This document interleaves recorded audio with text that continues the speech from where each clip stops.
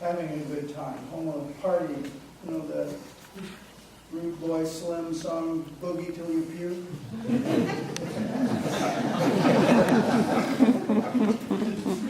Through the veils and veils of forever, I hope to boat with you, O Ramamir.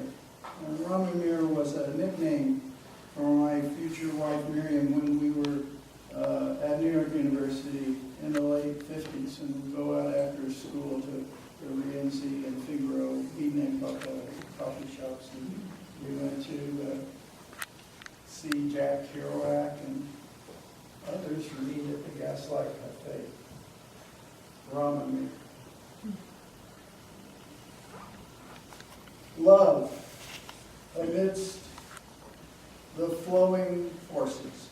That is love's longness, surviving the tumult and bashing of chaos in the rainbow tumult. The snail of space-time, still somehow smiling. That's goof snail, riding on the Egyptian word for river or water. The snail of space, because they say that space-time is this like huge flypaper scene. I mean, it's a big thing where you get stuck, and there may not be any free will because you're stuck like insects on the space-time continuum. Oh well. In the beginning, not knowing. And in the end, not knowing. Uh-oh. She waved and hoped she was saved. Well, that's pretty, you know, when the seatbelt sign comes on, a lot of people pray, some people wave. It's still just a Victorian era set of pickup sticks. When I was a kid, my pioneer ancestors handed down an ancient jar of old pickup sticks. And that is really what life is. You know, you try to reach down and hook these up without moving others and put them to the side. But life has, even though we think we're hoity-toity and highfalutin with our digital contrivances, it's still a Victorian set of pickup sticks.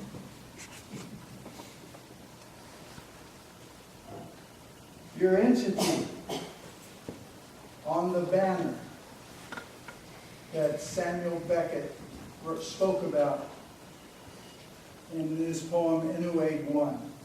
Ah, the banner of meat bleeding on the silk of the seas and the Arctic flowers that do not exist. Listening to Coltrane on a snowy Sunday. You're looking out the window of the tree and you're listening to Blue Train. And you're just, and the snow is falling. Great, great, great experience. Let's not keep fighting the Trojan War. And then you have Achilles' axe.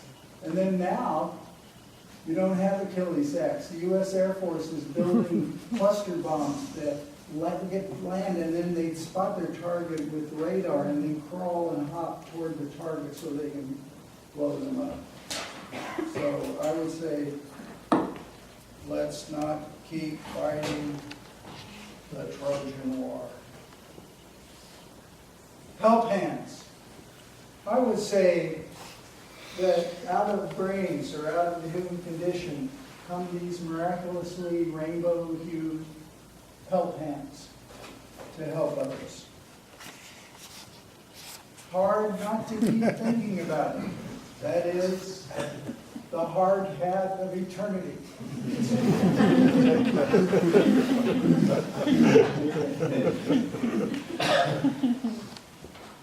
Don't forget horizontality and Van Gogh's crows.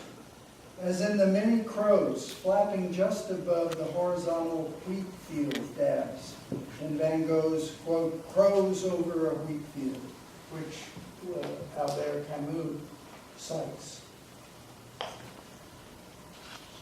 Reading Prolegomena to Any Future Metaphysics on a construction site in 1958. Yeah, I hitchhiked to New York City to go to NYU in 58, and I got a construction job.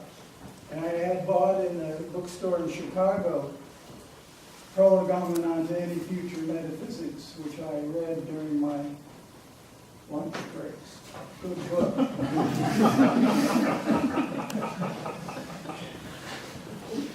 Particles, each one could theoretically hold the universe. You know, I mentioned the Planck unit, which they think is contained everything in the universe swirled down to a single huge and small particle called a Planck unit. So, you know, you're worried about flying saucers. You may be dealing with a mosquito who's a flying saucer.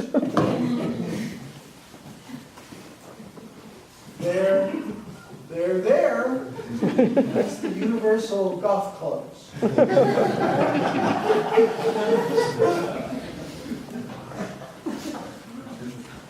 A blue river of ideas from the penetralium. And that's again from John Keats' letter, mentioning the penetralium of mystery, a letter to his brother Tom, in which he brought up the subject, the concept of negative capability. Calm befallment. That is, it's part of the grace thing I mentioned. And no matter how screwed up and convoluted, and if you have a minus sign following you around day and night, every now and then, the concept of the winged calm befallment arrives. In Hey Arche, that's the first, in the beginning was the word in Hey Arche, ein hoc logos. But I've changed that to in Hey Arche, ein top micrototon. That is the Planck unit. You know, if everything was, So in Hey Arche, ein top Planck unit. I hope to see that in the new Bibles. Oh, star. Why? Because why do there have to be stars? Just thinking. Works and days, and the two sorts of strife. Took a course in Hesiod at NYU, and we translated Works and Days, in which Hesiod, I won't do the Greek, I'll just say there is not just one strife on earth, but rather there are two sorts. One strife promotes ghastly war and slaughter. The second strife promotes people to work hard and to compete nonviolently in bringing sustenance and order to their lives. How I love the long pastures. That's when I was a kid. I went for a summer to live with my aunt and uncle at a farm in Kansas, and I loved walking, running down these pastures, these greeny pastures, to the pond down the hill. The anger of Poseidon, still yawning the sea pits. This refers,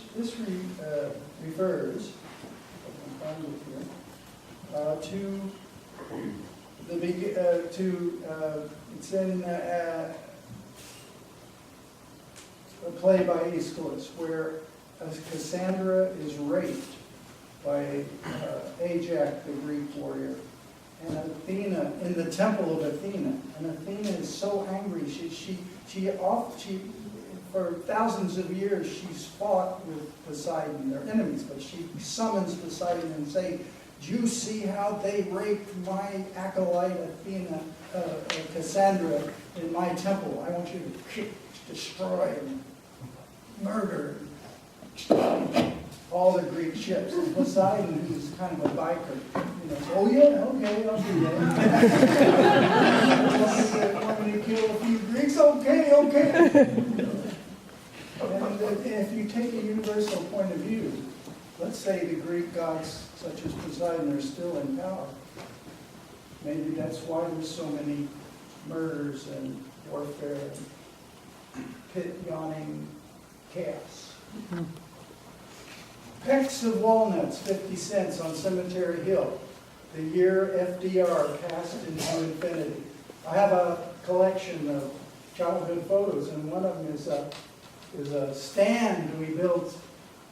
It was right after FDR died in April of 1945. We had this walnuts produced beautiful husk shells and everything. So we sold it for 50 cents. Excellent. Childhood memory. Walled up love, 10,000 years. Not for me. You had to be there. Yeah, that was a fan of mine who didn't like Tales of Being a Glory. It wasn't her era. She said you had to be there. Okay.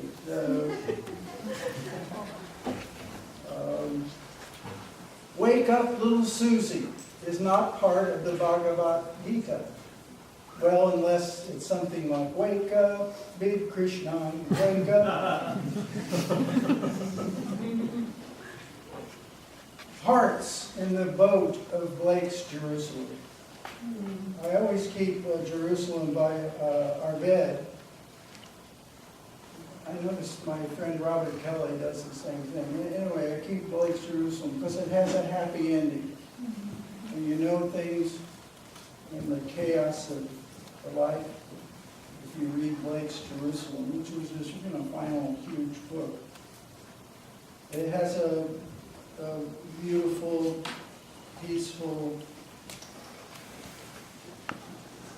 consolational ending. So, Blake.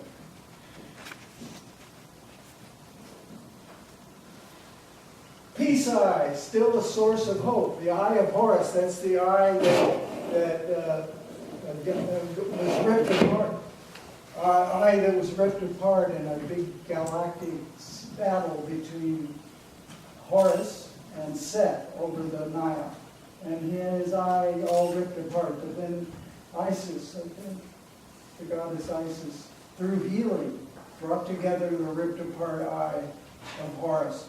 And that's the sign for the prescription for the pharmacist stylized. Cowper's hair, oh tiny, dead these centuries, yet the Greek for tiny blows onward. That's a marvelous poem. Well, every time I read it, I grieve for this.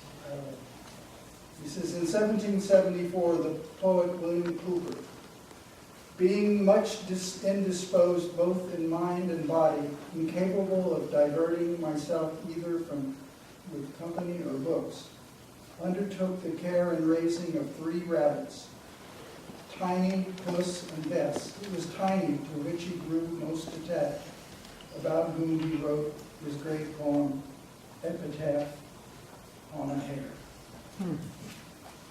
I wonder what Blake did for lamplight. He did these very fantastic, so you look, he lived in a house, and I never saw pictures of the kind of lamp he used. I mean, could he only work in the morning, or did he arrange to have an open window for light? I wonder what he used, because he made really fine genius-level drawings and paintings. Oh, Molly, Molly, Molly, Molly, my ever present. sunlight. That's my beloved and much missed mother, who passed away when I was 17. And I always thought I saw her in a sunboat that morning, trailing across the sky, which was another reason I became interested in Egyptian boats. Only so long you can weep until the salt grass is crinkled with her shell-brine sandals. That, of course, means Aphrodite. Yeah, after chaos, after storm and drum, after the crimson fist of time, then Aphrodite, with her sandals, walks through the salt grass. Pylons in the time track. These are my personal time track pylons that are like symbols for my soul. ZD, that's the Zola Diderot generation, a generation I hope to be inspired by Émile Zola and Denis Diderot. This sign for infinity, the sign for peace, the sign up at the top of a loaf of bread. All pylons in my soul that I sketched at a cafe in Florence. Oh, how I wish the time blossom would grant all glory. That's from Victor Hugo, who said he believed that everybody was going to be saved. I don't know. It's a good thought. You say it's so difficult to say goodbye, then click, emptiness. Time takes care of saying goodbye, and you hold the clicking key. Spin, measure, cut, sing. Or spin, measure, cut, that's the three fates. And then sing is Euterpe, the muse of song and carols. Thought, meter, melody, ah. Those are three pylons from my own life. Smile, Book of Grace Joy, begun in the Casa de Popolo, Florence, 9/28/08. Thank you.